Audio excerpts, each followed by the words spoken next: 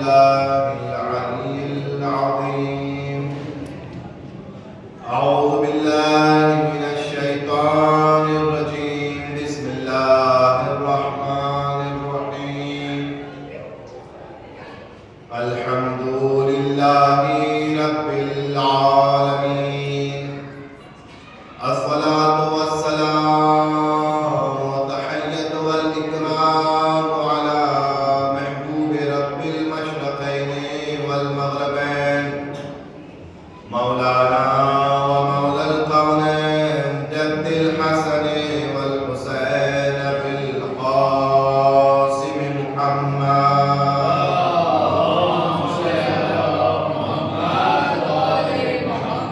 وعلى أهل بيته الطيبين الطاهرين المعصومين المظلومين ولعنة الله على أعدائهم أجمعين من يومنا هذا إلى قيام يوم الدين. أما بعد، قال الله الحكيم في كتابه الكريم وهو أصدق الصادقين وقوله الحق. بسم الله الرحمن الرحيم. المال والبنون زينة الحياة الدنيا. صلوات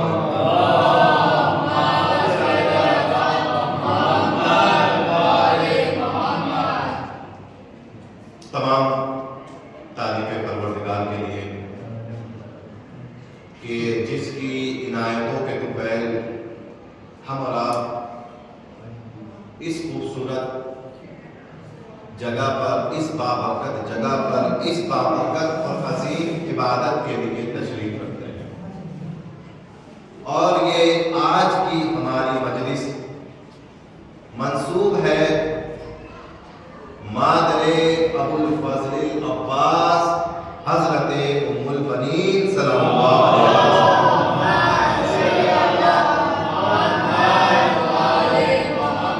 اور یہ اس خاتون کی خاندان اہل بیت سے وفاداری کا اجر ہے کہ جو اللہ نے اس خاتون کو دیا کہ اے ام البنین تم نے فاطمہ کے بچوں کی پرورش کی.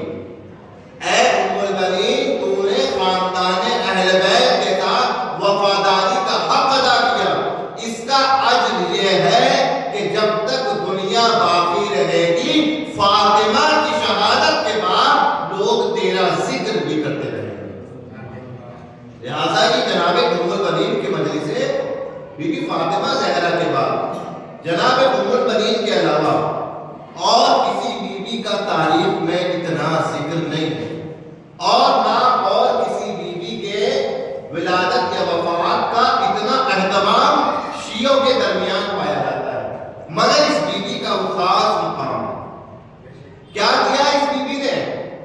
اس بیوی نے 18 بنی ہاشم کربلا میں جو شہید ہوئے ہیں ان 18 میں سے 4 بیٹے اس بیوی کی آغوش کے پالے ہوئے. 4 شہید امام حسین کو دیے جناب ام البنین نے. تو یہ ان کی عظمت، ان کے مقام کو پروردگار عالم نے اتنا بلند کیا کہ آج کائنات میں جہاں جہاں علی کے چاہنے والے ہیں وہاں وہاں علی کی باوفا ہمسر ام البنین کا تذکرہ ہوتا ہے اور قیامت تک ہوتا رہے گا. صلوات پڑھے محمد والے محمد.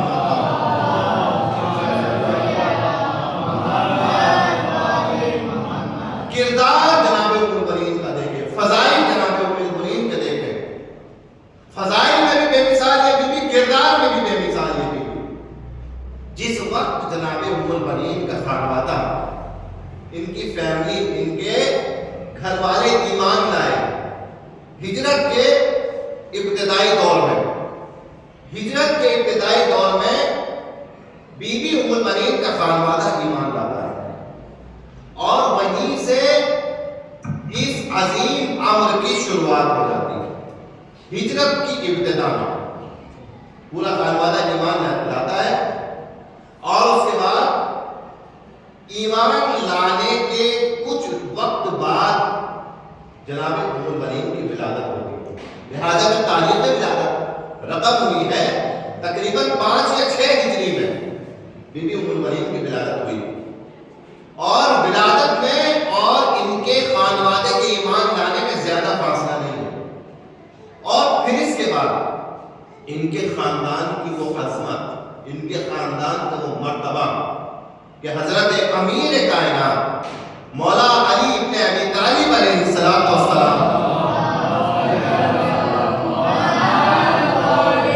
جناب عقیل کے ساتھ بیٹھے ہوئے اپنے بھائی سے ایک بھائی گفتگو کر رہا ہے. جناب عقیل سے مولا کہتے ہیں کہ اے عقیل، اے میرے بھائی، میں یہ چاہتا ہوں کہ میرے لیے ایک رشتہ تلاش کرو. کیا چاہتا ہوں؟ میرے لیے ایک رشتہ تلاش کرو. کیسا رشتہ؟ کیسا رشتہ کہ جو ایسا عظیم خاندان ہو، اس خاندان کی خاتون ہو کہ جو شجاعت میں، وفاداری میں بے مثال ہو. ایسے خاندان میں میرا رشتہ تلاش کرو. جناب عقیل کو عرب کے تمام خاندانوں کی معلومات تھی. یہاں تک بات سب نے سنی ہے. میں ایک چھوٹا سا سوال کرنا چاہتا ہوں. علی کے بھائی عقیل کو سارے قبیلوں کی جانکاری تھی، کیا علی کو نہیں تھی؟ کیا مولا کو قبیلوں کی جانکاری نہیں تھی کہ کس قبیلے میں کون خاتون یہ عظمت رکھتی ہے کہ وہ میری زوجیت میں آئے اور میرے بیٹے عباس کی ماں بنے؟ اگر علی کو جانکاری نہیں تھی تو اس کا مطلب یہ ہے کہ علی کا سلومی کا دعویٰ جو ہے وہ صحیح نہیں تھا. علی کہہ رہے ہیں میں ہر کائنات کی ہر شے کے بارے میں جانتا ہوں. جب علی آپ کائنات کی ہر شے کے بارے میں جانتے ہیں تو خاندانوں کے بارے میں بھی جانتے ہوں گے. اگر کہیں کہ ہاں جانتا ہوں تو علی پھر بھائی سے کیوں کہہ رہے ہیں؟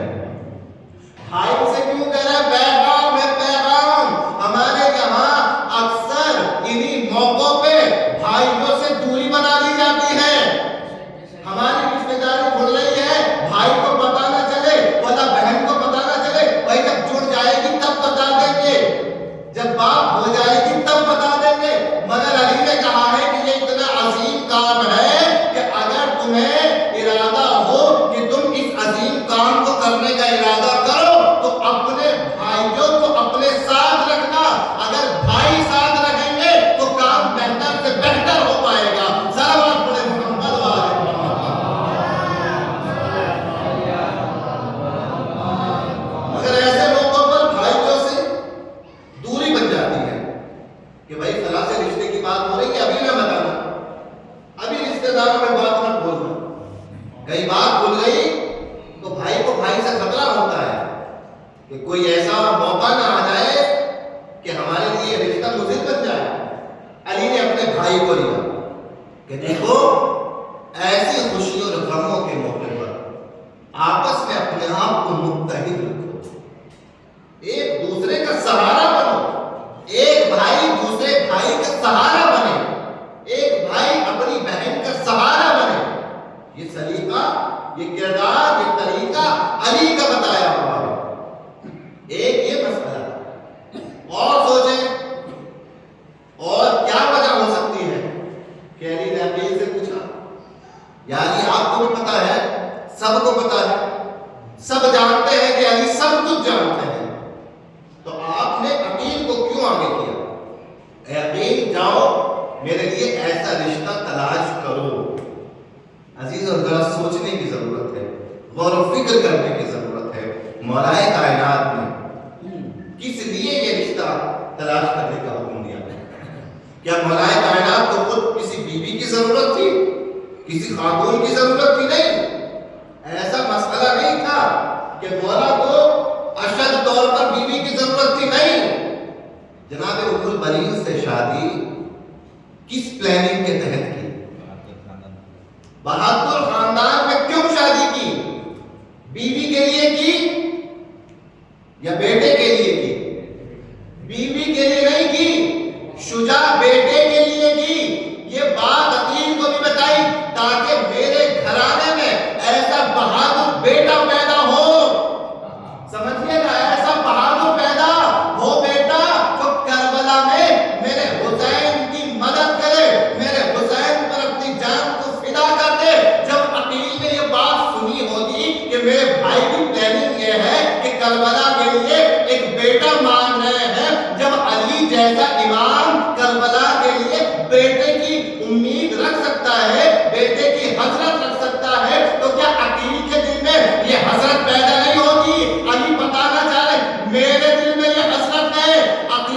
دل میں بھی حسرت پیدا ہوئی تو یہی ہوا، دونوں نے اپنی حسرتوں کو پورا کیا۔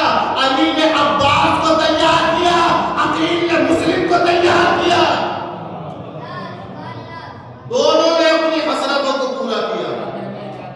یہ تھی وجہ، اے عقیل تلاش کرو۔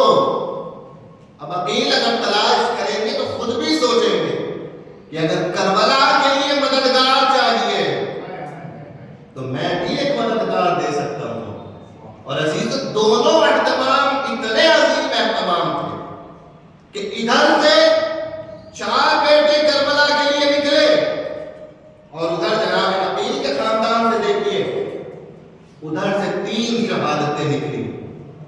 جناب مسلم کے دونوں بچے، اور ان شہادتوں کے ذریعے سے، اس کارنامے کے ذریعے سے بتا دیا کہ دیکھو جس طریقے سے کربلا میں اولاد علی شریک ہے اسی طریقے سے اولاد عقیل بھی شریک ہے۔ یہ لفظوں کو بدل کے یہ کہوں کہ یہ اولاد عقیل نہیں ہے، یہ خون ابو طالب ہے کہ جو کربلا میں حسین کی مدد کو آیا ہے۔ صلوات پڑھے محمد والے۔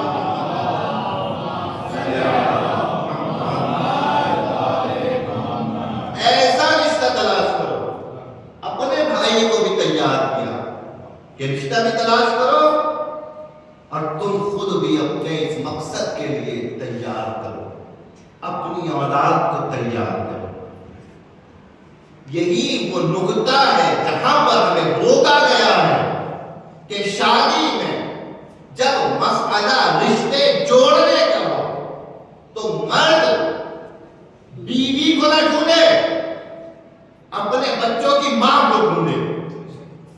مرد بیوی کو تلاش نہ کرے، اپنے بچوں کی ماں کو تلاش کرے۔ یہاں جناب امیر کائنات نے کتنے خوبصورت طریقے سے کربلا کی ابتدا کو انجام دیا۔ گئے جناب عقیل خاندان کلابیہ میں، جو مشہور خاندان تھا عرب کا۔ 4 مشہور خاندانوں میں سے ایک خاندان جو شجاعت میں مشہور تھا وہ جناب فاطمہ کلابیہ کا خاندان، ام البنین کا خاندان، اور اسی خاندان سے جناب علی اکبر علیہ السلام کی والدہ بھی آئی امام حسین کی زوجیت کے لیے۔ لہذا یہ مشہور خاندان پہنچے ہیں۔ اگر جب جناب عقیل جس دن پہنچنے والے تھے اس دن ایک رات پہلے جناب ام البنین رات کو سوتی ہے بستر پر تو ایک خواب دیکھتی ہے۔ کیا خواب دیکھتے ہیں؟ جناب ام البنین نے خواب دیکھا کہ میں ایک سرسبز باغ کے اندر ہوں، چاروں طرف ہریالی ہے، خوبصورت قدرتی مناظر ہیں۔ میں نے آسمان کی طرف دیکھا تو ایک ہے چاند جو 14ویں کی چاند کی طرح چمک رہا ہے، اپنے شباب پہ قمر المنیر ہے جس کی شعاعیں تمام کائنات کو روشن کیے ہوئے ہیں۔ جب میں نے اس چاند کو دیکھا، اس چاند کی محبت میرے دل میں آئی، کتنا خوبصورت چاند ہے، تو چاند اتر کر میری آغوش میں آ گیا۔ اور پھر میں نے دیکھا کہ آسمان سے 4 نورانی ستارے اترے، اور وہ 4 نورانی ستارے اتر کے میرا طواف کرنے لگے، میرا طواف کرنے لگے۔ یہ خواب جناب ام البنین نے دیکھا، بڑی پریشان ہوئی، کیا مطلب ہے اس خواب کا، کیا تعبیر ہے اس خواب کی۔ اب جب اگلے دن جناب عقیل خواستگاری کے لیے آئے، رشتہ مانگنے کے لیے آئے، اور یہ سب معاملہ ہو گیا، تو اب جناب ام البنین نے اپنا خواب اپنے بابا سے بیان کیا کہ بابا میں نے یہ خواب دیکھا ہے، میں نے یہ خواب دیکھا ہے۔ تو جناب ام البنین سے ان کے والد بزرگوار نے کہا کہ تم اس خواب کو کسی اور سے ذکر نہ کرنا، اور اس خواب کی تعبیر یہی ہے کہ جو تم نے دیکھا کہ آسمان سے چاند اتر کر تمہاری آغوش میں آ گیا، پروردگار عالم نے تمہیں بہترین انسان کی ہمدردی کے لیے، زوجیت کے لیے معین کر لیا ہے۔ وہ بہترین انسان کہ جو کائنات کی سب سے افضل مخلوق ہے، جس کے علم کے جیسا کسی کا علم نہیں، جس کی شجاعت کے جیسی کسی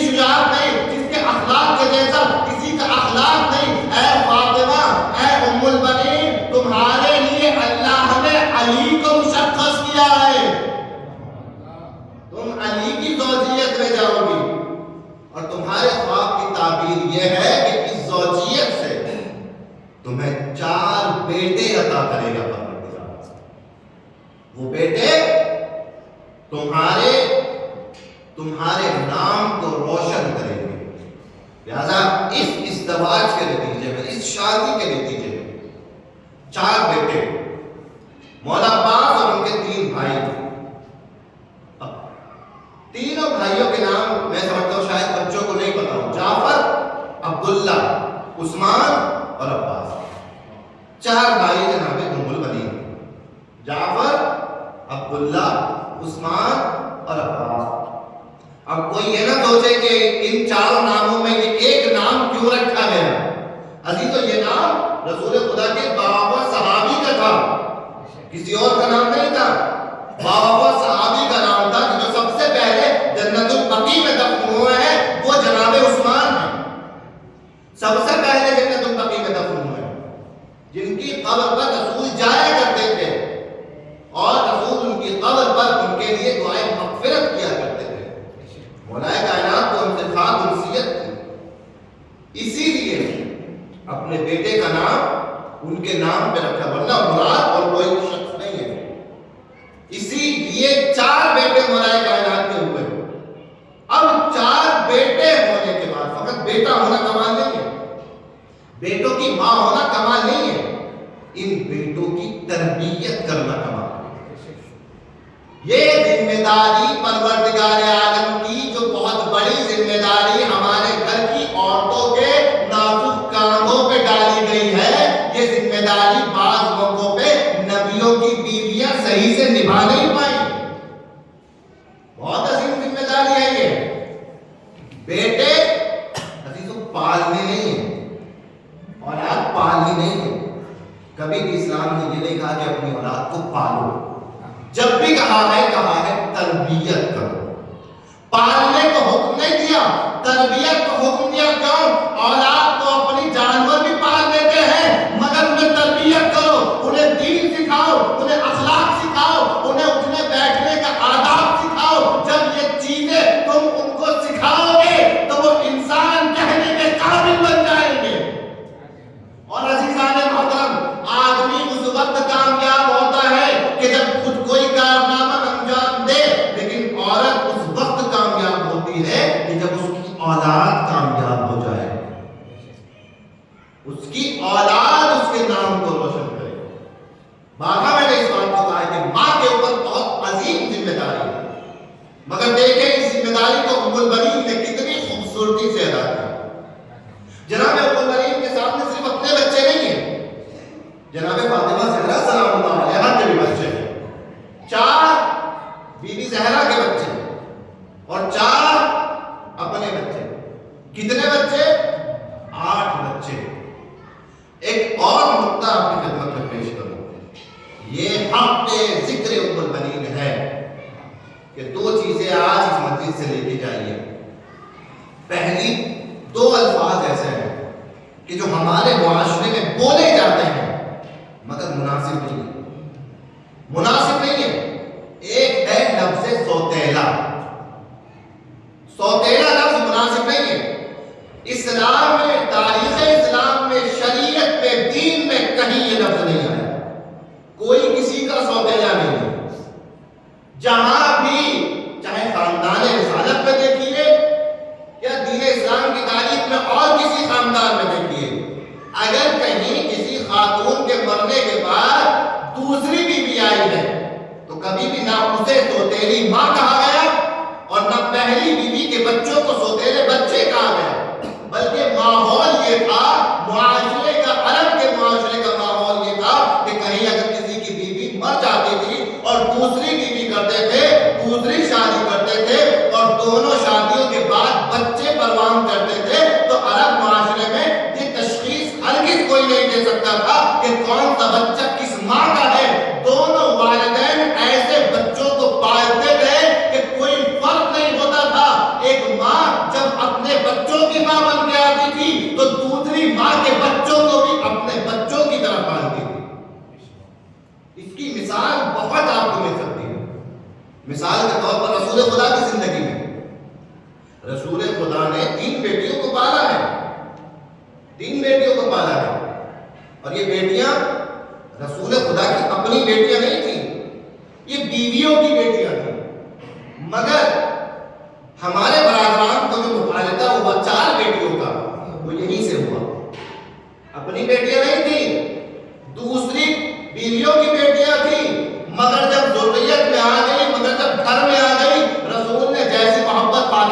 کی ویسی اور بیٹیوں سے بھی کی، ایسی محبت کی کہ زمانہ حیران ہو گیا کہ اصل بیٹی کون ہے. اور بعض موقعوں پر لوگ کہنے لگے کہ چاروں بیٹیاں رسول کی تھی. بعض موقعوں پر یہ جو اشتباہ ہوا کہ چاروں رسول کی بیٹی تھی، اسی وجہ سے کہ اسلام میں لفظ سوتیلا نہیں آیا. کوئی سوتیلا نہیں ہوگا. اگر ذمہ دار بنایا ہے اللہ نے تمہیں تو اپنے آپ کو ہر رشتے میں سگا سمجھو.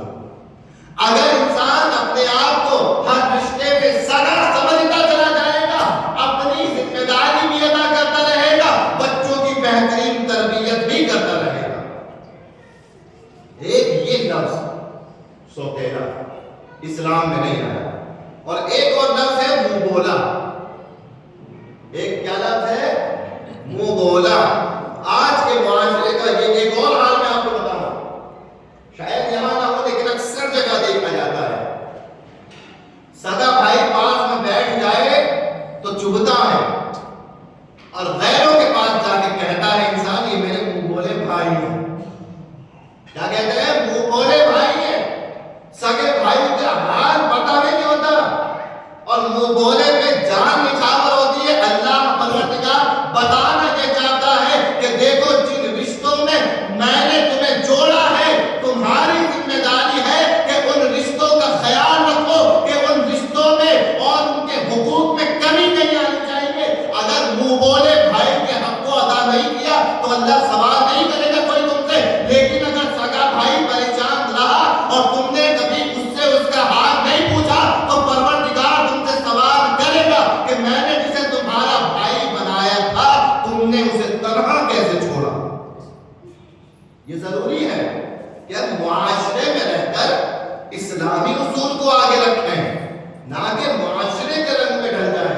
تو یہ جو دو لفظ ہے، لفظ سوتیلا اور لفظ منہ بولا، یہ دونوں سے پرہیز کرنے کی ضرورت ہے.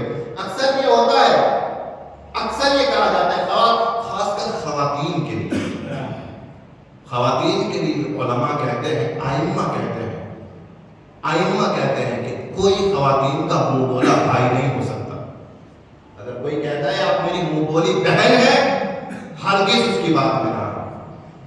حقیقتاً کیونکہ منہ بولی بہن ہونے سے ہرگز پروردگار عالم کے یہاں رشتہ قائم یہ نہیں ہوگا بہن بھائی کا. جو نامحرم سے بات کرنا حرام تھا وہ تب بھی حرام رہے گا، جو نامحرم کو دیکھنا حرام تھا وہ تب بھی حرام رہے گا.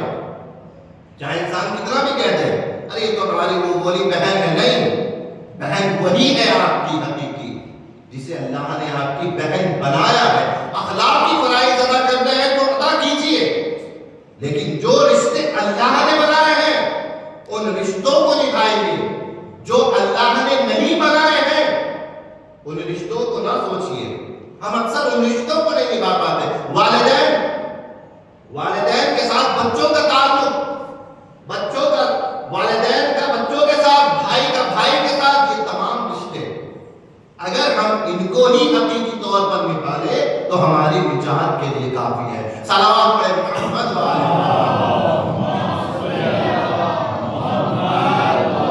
تربیت کا ایک پہلو یہ ہے کہ اپنی بیٹیوں کو سکھائیں کہ آپ کا کوئی منہ بولا بھائی نہیں ہو سکتا.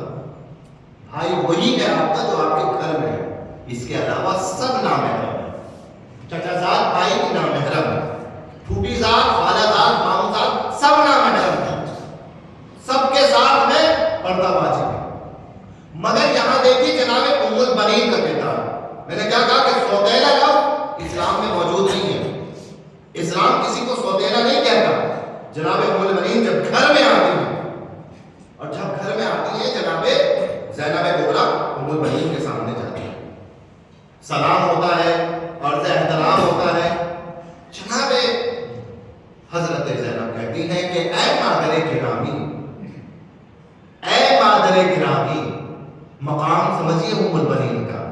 زینب جیسی خاتون ماں کہہ رہی ہے اے مادر گرامی، میری ماں فاطمہ زہرا کا وہ کمرہ ہے اور آپ بھی اسی کمرے میں رکھیے گا.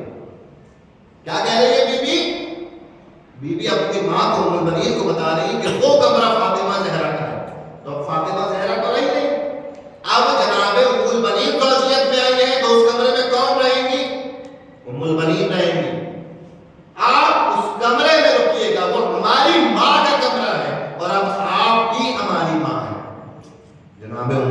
نے کہا کہ اے میری شہزادی یہ نہ سوچنا کہ میں اس گھر میں تمہاری ماں بن کر آئی ہوں، نہیں، ہرگز نہیں سوچنا میں اس گھر میں تمہاری ماں بن کے نہیں آئی ہوں، بلکہ میں فاطمہ کی کنیز بن کے آئی ہوں، اس گھر میں خادمہ بن کر آئی ہوں۔ اگر میں نے خدمت کا حق ادا کیا تو علی بھی راضی ہو جائیں گے، علی کا خدا بھی راضی ہو جائے گا۔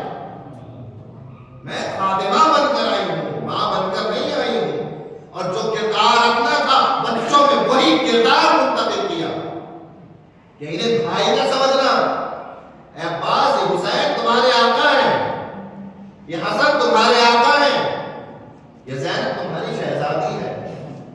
پوری تاریخ کربلا کو پڑھیے، پوری تاریخ کربلا ایک موقع ایسا نہیں ہوگا کہ جب عباس نے کہا ہو کہ اے آقا حسین ایسے نہیں ایسے کام کر دیجیے، ایک موقع نہیں ملے گا کہ آقا حسین اس راستے سے نہیں اس راستے سے جائیے، آقا حسین یہاں خیمے لگائیے یہاں نہ لگائیے، جبکہ بھائی کو حق ہے اپنے بھائی کو مشورہ دے، اپنے بھائی سے ڈسکس کرے، باتیں کرے، لیکن یہاں مقام اور منزلت کچھ اور تھی۔ یہ جو ذرہ ذرہ ہم دیکھ رہے ہیں، لمحہ لمحہ جناب عباس اپنے بھائی کے ساتھ میں ایسے موجود ہیں کہ جیسے آقا کے ساتھ غلام ہوتا ہے، ہمیشہ اطاعت کر رہے ہیں، کبھی حکم نہیں دے رہے ہیں، کبھی مشورہ نہیں دے رہے ہیں، آخر میں حتیٰ کہ نوبت یہاں آ گئی کہ سب شہید ہو گئے،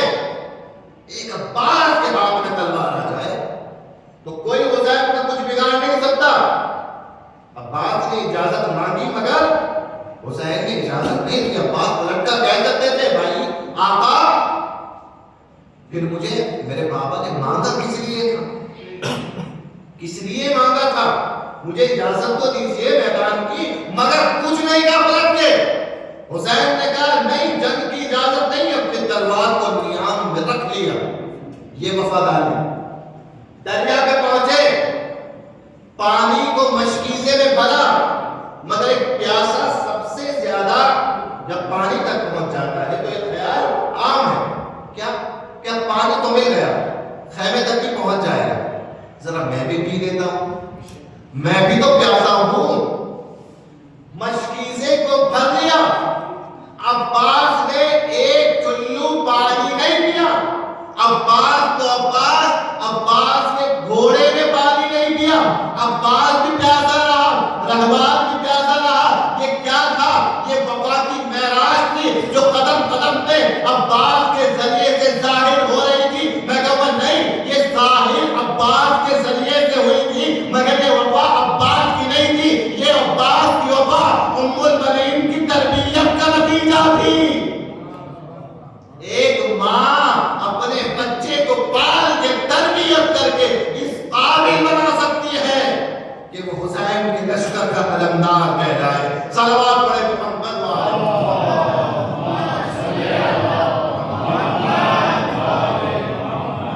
عظمت جناب ام المنین۔ واقعاً آج بھی اگر تربیت کے وجہ سے پریشان ہیں، اپنے بچوں کی صحیح تربیت نہیں کر پا رہے ہیں، یہ بچے نہیں سنتے ہیں بات، یہ بچے دیندار نہیں بن رہے، اطاعت گزار نہیں بن رہے، توسل کریں جناب ام المنین سے، متوسل ہو جناب ام المنین سے، اور بیوی سے توسل کر کے دعا کریں کہ جیسے آپ نے اپنے بچوں کی بہتر تربیت کی، میری بھی تربیت کے اندر مدد کیجیے، توسل کیجیے۔ اور اس موضوع پر جناب ام المنین سے توسل خالی نہیں جائے گا۔ دو تین موضوع ہیں جس پہ ہم نے دیکھا کہ جناب ام المنین سے لوگوں نے بہت توسل کیا۔ ایک تو شادی کے عنوان سے، اگر شادی نہیں ہو رہی توسل کریں گے ام المنین سے، اور انشاءاللہ بہتر رشتہ ملے گا۔ اولاد نہیں ہو رہی توسل کریں ام المنین سے، اولاد صالح اللہ دے، اور اگر اولاد فرما بردار نہیں ہو رہی توسل کریں ام المنین سے، اللہ اولاد کو فرما بردار بنا دے گا۔ یہ ایک بیوی کچھ سال اپنی زندگی گزار کے چلی گئی، مگر قیامت تک کے لیے لوگوں کے لیے توسل کا ذریعہ بن گئی۔ آج بڑے بڑے مراجع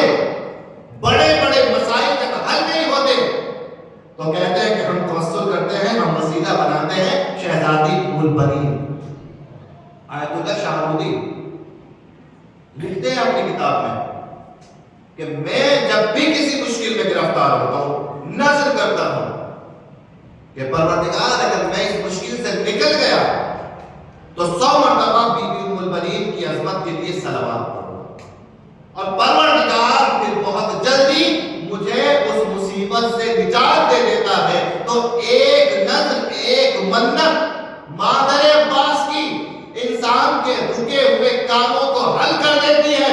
مراجع کہتے ہیں یہ نہ سمجھنا کہ فقط عباس ہی باب الحوائج نہیں، عباس باب الحوائج ہے، مگر اس باب الحوائج کو پالنے والی ام البنین بھی باب الحوائج ہے. اگر اس ماں سے بھی دعا کرو گے تو بھی دعا رد نہیں ہوگی. صلوات پڑھے محمد والے.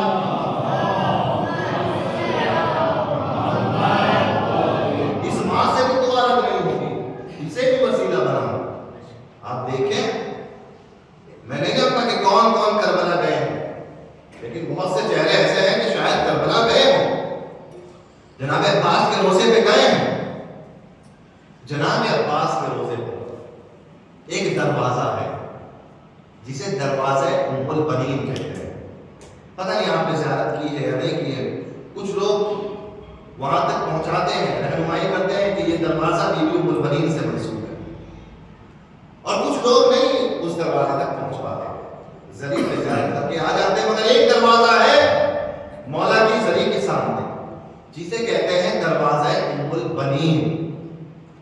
لوگ اس دروازے پہ کھڑے ہوتے ہیں. وہ دروازہ ہمیشہ بند رہتا ہے جیسے مسجد کا یہ دروازہ، اور وہاں جا کر لوگوں کا کیا رویہ ہے، عادت یہ ہے کہ 2 بار اس دروازے پہ دستک دیتے ہیں اور 2 بار اس دروازے پہ دستک دے کے اپنی دعائیں ام البنین کے وسیلے سے اپنے خدا کو سناتے ہیں، اپنے خدا کو سناتے ہیں. میں خادم کا انٹرویو سن رہا تھا تو اس خادم نے بتایا، مولا عباس کے روزے کا خادم تھا، تو اس سے پوچھا گیا کہ اس دروازے ام البنین کی حقیقت کیا ہے.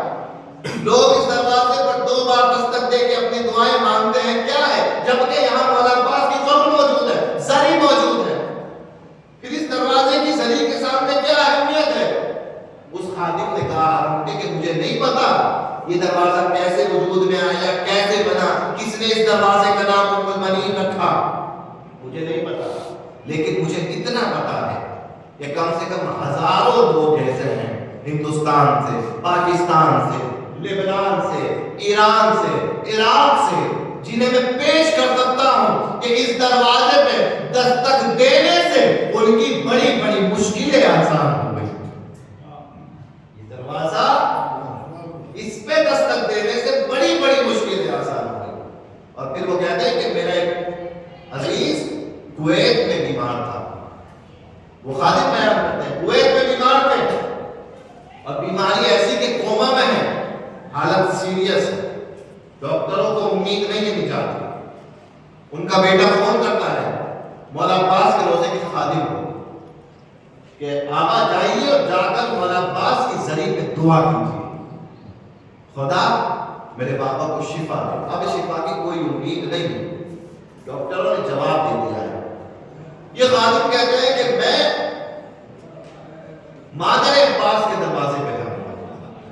یہ اس سے کہتا ہے کہ میں مادر عباس کے دروازے پہ جاؤں گا، میں ام البنین سے شفا مانگوں گا.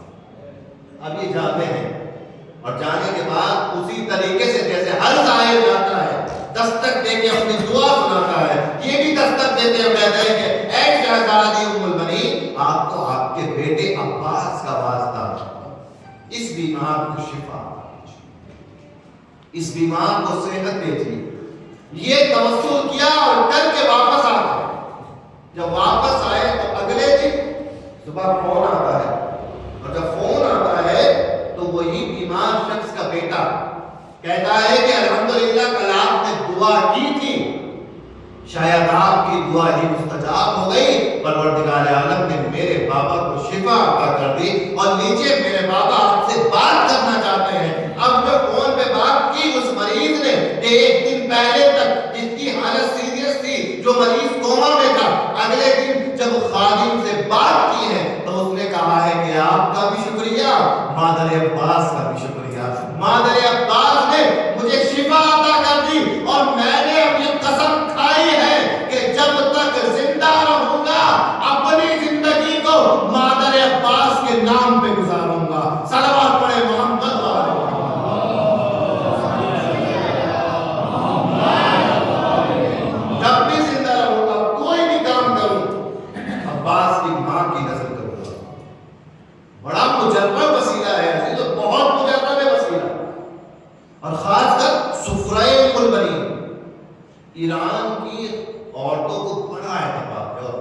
اتنا زیادہ ایران میں سفرے ام البنین کا چلن ہے کہ یہاں تک کہا جاتا ہے کہ اگر طلب اولاد کی نیت سے کوئی خاتون سفرے ام البنین سے کچھ کھاتی ہے اور دعا کرتی ہے تو ام البنین کے وسیلے سے پروردگار اسے اولاد عطا کر دیتا ہے۔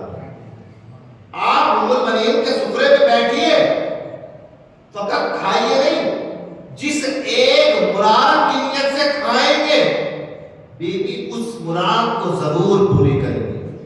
بچوں کی رشتے کی مشکل ہے، اس نیت سے کھائیے، بی بی آپ کے دسترخوان سے کھا رہا ہوں، میرے بچوں کے رشتے ہو جائیں، بی بی اس میں بھی مدد کرے گی۔ کوئی بھی مشکل ہو، چاہے معمولی چھوٹا ہی صحیح، ایک دسترخوان بچھائیے، 2-3 چیزیں اس پہ رکھیے، نظر دلائیے ام البنین کی، 4-5 مومنوں کو بلائیے، اس دسترخوان پر بٹھائیے اور اس کے بعد دعا کیجیے بی بی کو وسیلہ بنا کر۔ جیسے عباس کا وسیلہ رائے گا نہیں جاتا، ویسے ہی مادر عباس ام البنین کا وسیلہ رائے گا نہیں جاتا۔ صلوات پڑھے محمد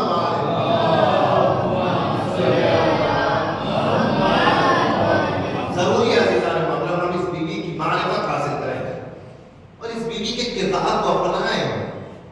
اس بی بی کا کردار کیا ہے؟ اس بی بی کا عظیم کردار ہے تربیت۔ سب سے عظیم کردار تربیت، بچوں کی تربیت کی ہے۔ اور دیکھیں عزیزان محترم، اور پیغمبر تھے جن کی بیویاں تربیت کے مسئلے میں فیل ہو گئی۔ جناب حوا، ایک مسئلہ خراب ہوا، حابیل قاتل بن گیا۔ جناب نوح کی بیوی، مسئلہ خراب ہوا تربیت کا، بیٹا ڈوب گیا۔ اور کوئی مولد، جناب یعقوب کے بچے، پیغمبر کے بچے، تربیت میں مسئلہ خراب ہوا، سب نے مل کے یوسف کو کنویں میں پھینک دیا۔ یہ وہ مرحلہ تھا، نازک مرحلہ، کہ پیغمبروں کی بیویاں اس مرحلے پر اپنے آپ کو کامیاب نہ کر پائیں، اپنے بچوں کو کامیاب نہ کر پائیں، مگر علی کی بیوی نے اس مرحلے میں جو کامیابی حاصل کی ہے، ساری کائنات کی عورتوں کو علی کی اس زوجہ سے درس لینا چاہیے کہ بچے پالے نہیں، بچوں کی تربیت کریں، اور ایسی تربیت کریں جیسے مادر عباس نے اپنے بیٹوں کی تربیت کی کہ حسین کے کام آئے۔ ہماری ماؤں کا، بہنوں کا فریضہ یہ ہے کہ اپنے بچوں کی ایسی تربیت کرے کہ دین اسلام کے کام آئے، امام زمانہ کے کام آئے۔ صلوات پڑھے محمد والے۔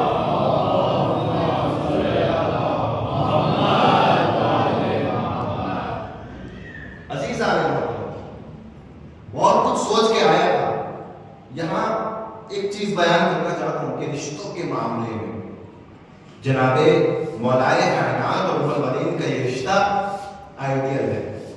لیکن رشتے جوڑنا کیسے ہوگا؟ بڑا نازک مرحلہ ہے، اور بعض موقعوں پر کیونکہ ہم جس فیلڈ میں ہیں، ہم سے بہت لوگ مشورہ کرتے ہیں، اماموں سے بھی مشورے کیے گئے، کس سے رشتہ کریں، کس سے نہ کریں، کس سے کریں، کس سے نہ کریں۔ آج کل زمانہ برعکس ہو گیا ہے۔ آج کل ماں باپ اپنی اولاد کی تربیت سے مطمئن نہیں ہے، لیکن رشتہ چاہیے با تربیت، رشتہ چاہیے بالکل کسی کوئی کمی اس کے اندر نہ ہو۔ ہمارے سے اکثر لوگوں کی فون پہ بات ہوتی ہے، مولانا ہمارا بیٹا ہے، رشتہ بتائیے گا۔ اچھا کیسا رشتہ چاہیے؟ لڑکی پڑھی لکھی ہو، انگلش اچھی پڑھتی ہو، 12ویں ہو، انٹر ہو، BA ہو، قرآن بھی پڑھ لیتی ہو، دینیات بھی پڑھ سکتی ہو، اس کے علاوہ کچھ اور کو بھی مرثیہ بھی پڑھتی ہو، نوحہ بھی پڑھتی ہو، وقت پڑے تو کبھی مجلس بھی پڑھ لے، گھر کے کام بھی جانتی ہو، کھانا بھی بنا لے، برتن بھی دھو لے، A to Z۔ بہت اچھی بات ہے، رکھے ہوئے۔ جب ہم پوچھتے ہیں لڑکے آپ کے بیٹے کی کوالٹیز کیا ہے، قرآن پڑھا ہے؟ نہیں، قرآن پڑھا نہیں۔ دینیات پڑھا ہے کہ نہیں؟ وہ دکن تک گیا تھا پھر چھوڑ دیا، دینیات بھی نہیں پڑھا۔ نوحہ مرثیہ کچھ پڑھتا ہے؟ نہیں، کچھ نہیں پڑھتا۔ مجلس پڑھتا ہے کہ مجلس کیسے پڑھے گا، مولانا تھوڑی ہے کہ کیا کرتا ہے، پھر کیا کرتا ہے کہ کوئی کوالٹی نہیں ہے، اپنے طرف سے کوئی کوالٹی نہیں، لیکن سامنے سے جب رشتہ دیکھنا ہے تو ساری کوالٹیز اس کے اندر چاہیے۔ اگر ایک با اخلاق لڑکی چاہیے تو ایک با اخلاق لڑکے کی تربیت کریں، اگر ایک با کردار لڑکی چاہیے تو ایک با کردار لڑکے کی تربیت کریں، اگر ایک قرآن پسند اور دین شناس لڑکی چاہیے تو ایک دیندار لڑکے کی تربیت کریں۔ جیسی آپ تربیت کریں گے پروردگار ویسا پھل آپ کے سامنے دے گا۔ صلوات پڑھیں محمد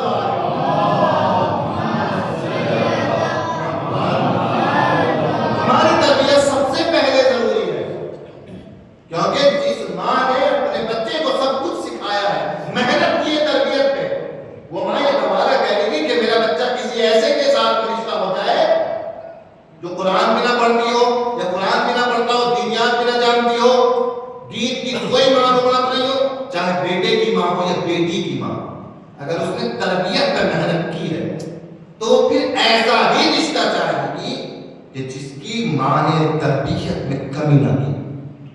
لہذا رشتوں میں ضروری ہے کہ پہلے ہم اپنی کی ہوئی تربیت کو دیکھیں، بعد میں سامنے والے میں کوالٹیز کو تلاش کریں، یہ پہلی چیز۔ اور دوسری چیز اپنا کردار ضروری ہے، اپنا کردار۔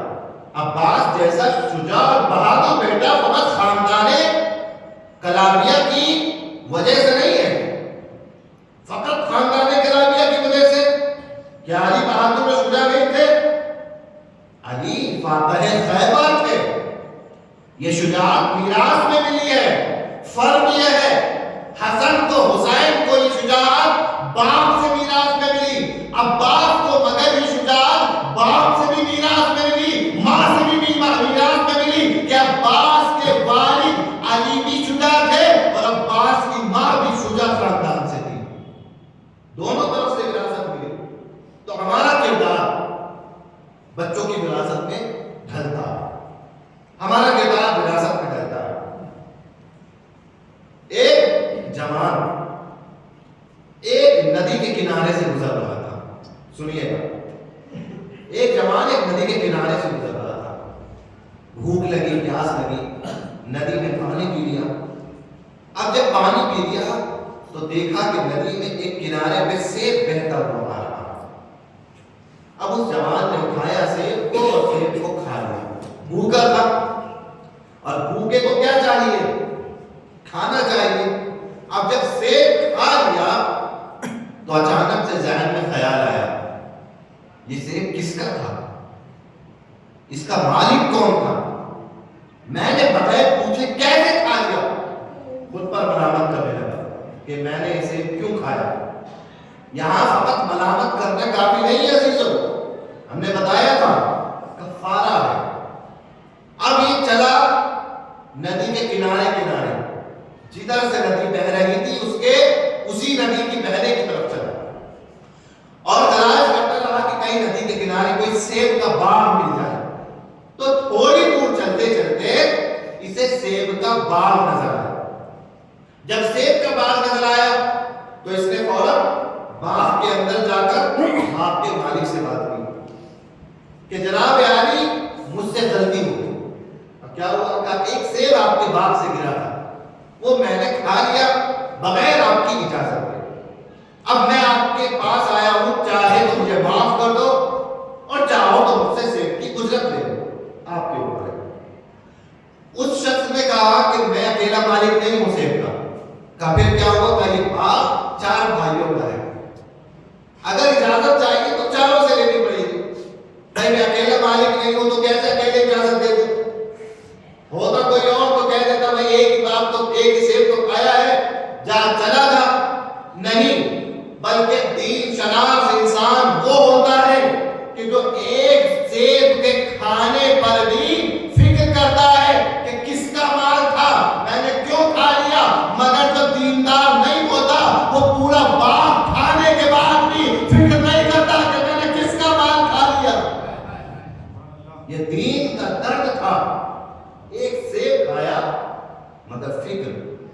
کتنی اچھی فکر. کہ اجازت دیجیے کہ 4 بھائیوں سے ہو, ایک میں ہوں, 2 اس شہر میں رہتے ہیں, چلے گیا. چوتھا ایران کے فلاں شہر میں رہتا ہے. اب یہ سفر کرتا ہے اور اپنے چوتھے بھائی کے پاس جاتا ہے, اور جب چوتھے بھائی کے پاس پہنچتا ہے, اس سیب کے چوتھے مالک کے پاس پہنچتا ہے, ایک جوان اس کے سامنے جا کے کہتا ہے کہ میں ایک باغ کے کنارے سے اتر رہا تھا, ندی میں بہتا ہوا ایک سیب آیا, میں نے کھا لیا, اجازت نہیں لی تھی تو میں نے سیب کا باغ ڈھونڈا, باغ مل گیا تو آپ کے بھائی بھی ملے, آپ کے بھائی نے اجازت دے دی, انہوں نے 2 بھائیوں کا پتہ بتایا, ان دونوں نے بھی اجازت دے دی, بس ایک آپ بچے. اگر آپ اجازت دے دو تو یہ سیب حلال ہو جائے گا, اور اس سے جو خون بنے گا وہ بھی حلال ہوگا. آپ کی اجازت درکار ہے. اب یہ جو مالک تھا, یہ جو چوتھا بھائی تھا, یہ بڑا دیندار تھا.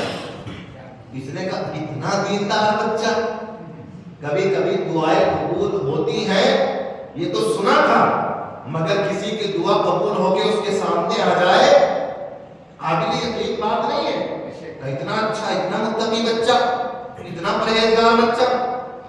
تو اس نے فوراً سوچ لیا کہ اسے تو اپنا داماد بنانا چاہیے. اسے کیا شادی ہوئی ہے؟ کیا نہیں ہوئی, ابھی تک شادی نہیں ہوئی.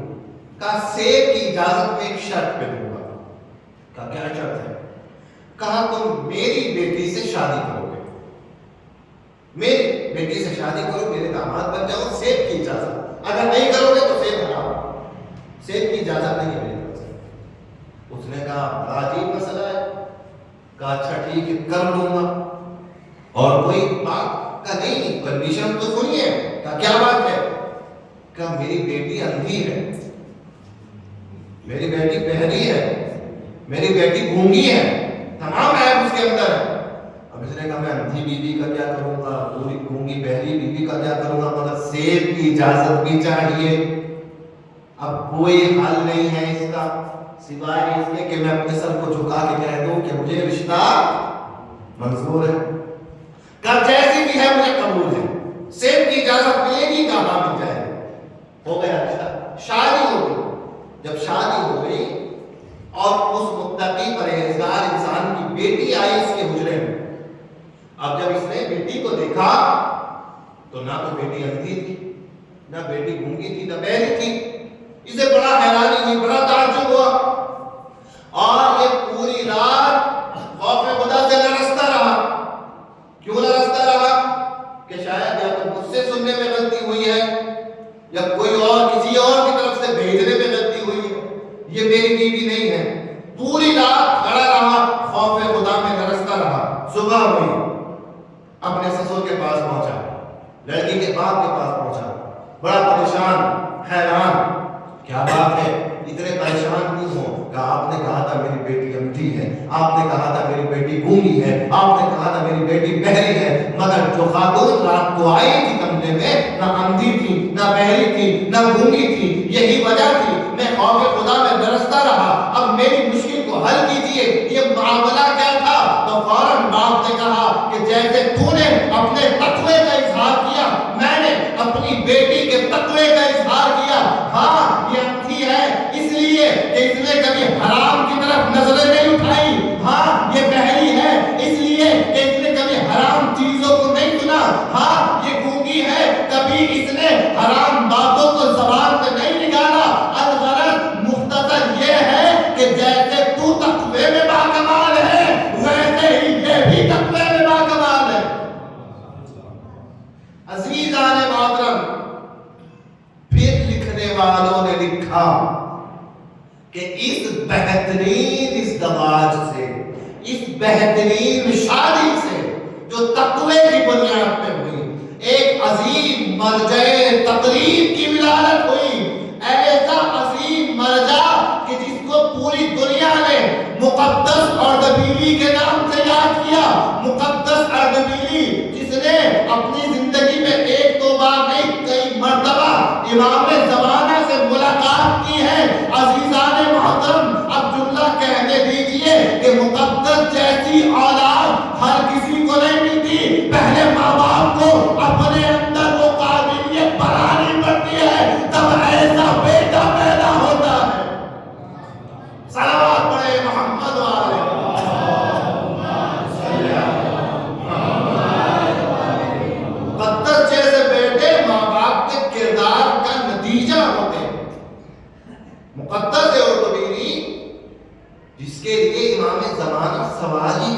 رہے ہیں.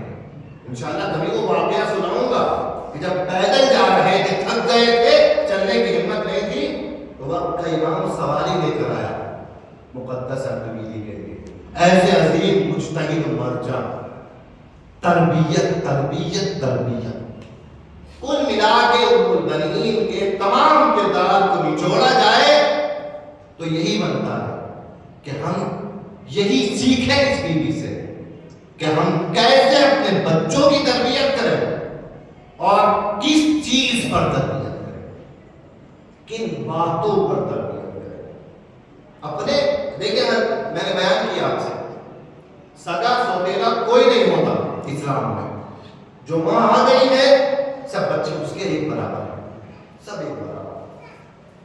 جب قافلہ لوٹ کر آیا ہے اہل حرم کا تو بشیر نے پہلے نگاہ دی ہے کہ مدینے والوں مدینہ رہنے کے قابل نہیں رہا.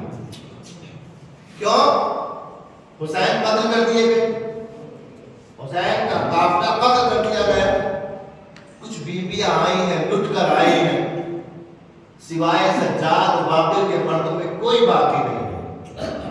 تو ایک عصا کو تھام کے ایک ضعیفہ گھر سے باہر نکلی. کون ضعیفہ؟ مادر عباس ام البنین. ام البنین عزیز، ام البنین آدھی ہے بشیر کے پاس. بشیر تو کیا سنا نہیں سنا رہا، کس کی سنا نہیں سنا رہا ہے؟ کا حسین کا. کون حسین؟ کا فاطمہ کا لال حسین، فاطمہ کا لگتے جگر حسین. عزیزان محترم، روایت کہتی ہے کہ سب سے پہلے بشیر نے جب پوچھا کہ آپ کون ہیں، آپ کون ہیں، کہا میں ام البنین عباس کی ماں. بشیر کی آنکھوں میں آنسو آ گئے. پہلے حسین کی شہادت کی خبر نہیں دی ہے. بشیر رونے لگا. کہا کیوں روتا ہے، کہا کیوں روتا ہے؟ کہا اے ام البنین پرسہ پیش کرتا ہوں، آپ کا عباس مارا گیا، آپ کا جعفر مارا گیا، آپ کا عثمان مارا گیا، آپ کا عبداللہ مارا گیا. ہر بیٹے کی شہادت کی خبر سنی ام البنین نے، اور ہر خبر کے بعد پوچھا. جب کہا اے ام البنین جعفر شہید ہو گئے، ام البنین نے کہا مجھے حسین کا حال سنا. اے ام البنین عبداللہ شہید ہو گئے، کہا نہیں مجھے حسین کا حال سنا. اے ام البنین عثمان شہید ہو گئے، نہیں مجھے حسین کا حال سنا. اے ام البنین عباس بھی شہید ہو گئے. چاروں بیٹوں کی شہادت کی خبر سنی، مگر کیا کہا؟ مجھے حسین کا حال سنا. ایک مرتبہ ام البنین سے کہا کہ حسین بھی شہید ہو گئے، حسین بھی راہ خدا میں قتل کر دیے گئے. ایک مرتبہ ام البنین نے آبری واہ حسینہ واہ غربتا، ارے بشیر اتنا تو بتا جس حسین کے پاس میرے بیٹے عباس جیسا بہادر تھا وہ حسین کیسے شہید ہوا؟ بشیر نے کہا ام البنین عباس کی وفا پہ شک نہ کرنا، پہلے عباس کے بازو کٹے پھر حسین کا سر کاٹا گیا. عزیزان محترم، خدا آپ کو کوئی غم نہ دے سوائے غم مظلوم کربلا کے. اے مومنہ، اے مادر عباس، عباس شہید ہو گئے، عباس قتل کر دیے گئے. ایک مرتبہ کہا کہ ذرا میرے عباس کی شہادت کی داستان کو سنا. بشیر نے داستان سنائی اور بشیر سناتے جاتے ہیں، ام البنین روتی جاتی ہیں. بشیر سناتے جاتے ہیں، ام البنین گریہ کرتی جاتی ہیں. ایک مصائب کا نقطہ وہ تھا کہ جہاں ام البنین سے رہا نہ گیا. جب بشیر نے کہا کہ دونوں ہاتھ کٹنے کے بعد، آنکھ میں تیر لگنے کے بعد، سر دو ٹکڑے ہونے کے بعد عباس گھوڑے سے زمین پہ گرا، ام البنین نے کہا واہ عباسا، ارے جب ہاتھ کٹ گئے تھے میرا بچہ زمین پہ کیسے گرا ہوگا؟ عزیزوں، مگر کیا معلوم ام البنین کو عباس منہ کے بل زمین پہ گرے، مگر باوفا عباس نے اپنی وفاداری کا حق ادا کیا۔ ادھر ماں مصائب سن رہی ہے، بشیر مصائب سنا رہا ہے، کسی چیز میں کمی تو نہیں ہوئی، کسی چیز میں کمی تو نہیں ہوئی؟ نہیں، عباس نے پانی بھی نہیں پیا، عباس نے حسین کی مخالفت بھی نہیں کی۔ امام نامہ آیا تھا، عباس نے پھاڑ دیا، حسین کے ساتھ وفاداری کی، بات آگے بڑھتی رہی، بات آگے بڑھتی رہی۔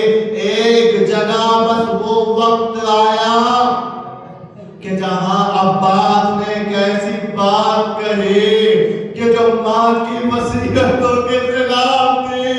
ایک حکم عباس نے دیا۔ کون سا حکم؟ آقا، ارے میری آنکھ سے تیر نکال دیجئے، آپ بے شک آقا ہیں، آپ کو حکم نہیں دے سکتا، مگر چاہتا ہوں آپ کے چہرے کی زیارت کرو۔ حسین نے تیر کو نکالا، عباس نے زیارت کی۔ ایک اور بات کہ جس کے بارے میں وعدہ کیا تھا عباس نے، حسین کی وصیت، بھیا عباس، حسین بھی ایک بات کہنا چاہتا ہے۔ کب بولے آقا؟ کب تک؟ جب تک تم زندہ رہے، مجھے آقا کہا، بھائی نہ کہا۔ بشیر سناتا ہے، ام المنین سنتی ہے، اے مادر عباس، پہلی بار تیرے بیٹے نے حسین کو بھائی کہا، مگر عباس کیا کرتا؟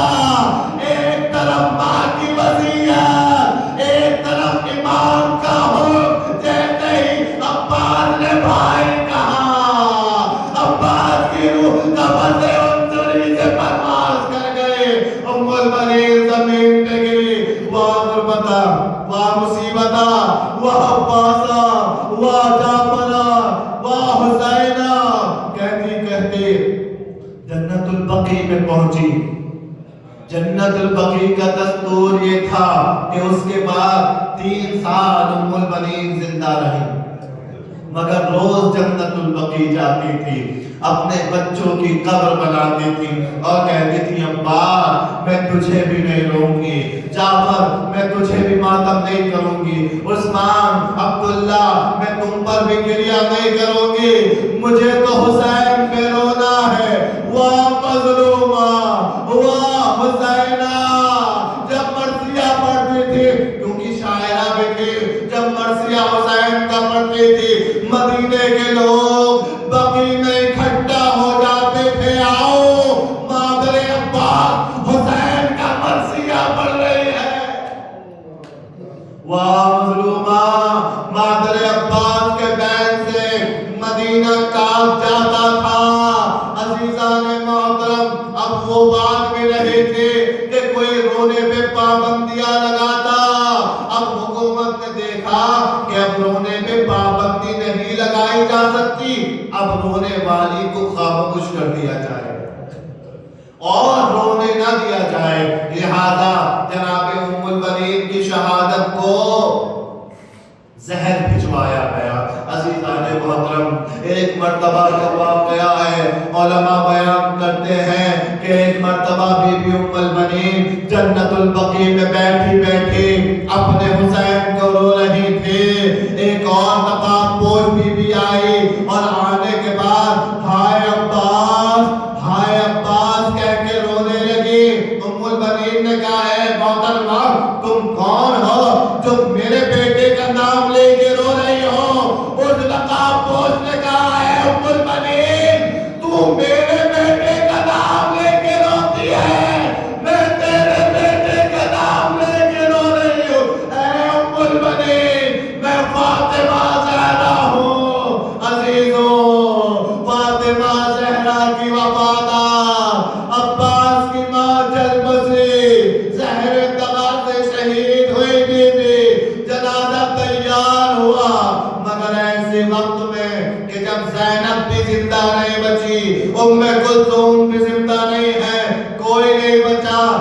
آئے سید سجاد کے.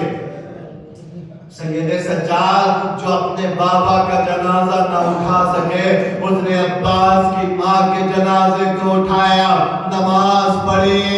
ایک ماں کا جنازہ اٹھا ہے، عباس کی ماں کا جنازہ جنت البقیع میں آیا. امام سجاد نے گریہ و ماتم کیا، اے بابا یہ مادر عباس کا جنازہ، وہ کربلا میں آپ کا جنازہ، مگر آپ کا بیٹا آپ کی میت اٹھا نہ پایا.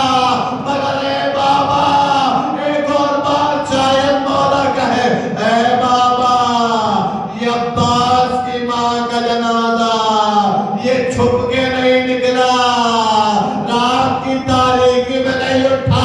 ایک آپ کی ماں کا جنازہ خاموش رات کی تاریکی میں نکالا گیا، جنت البقیع میں دفن کر کے قبر کو گم کر دیا گیا. آج تک فاطمہ کی قبر کا نشان نہیں ہے. فاطمہ زہرا اس دنیا سے گئی، عباس کی ماں اس دنیا سے رخصت ہو گئی.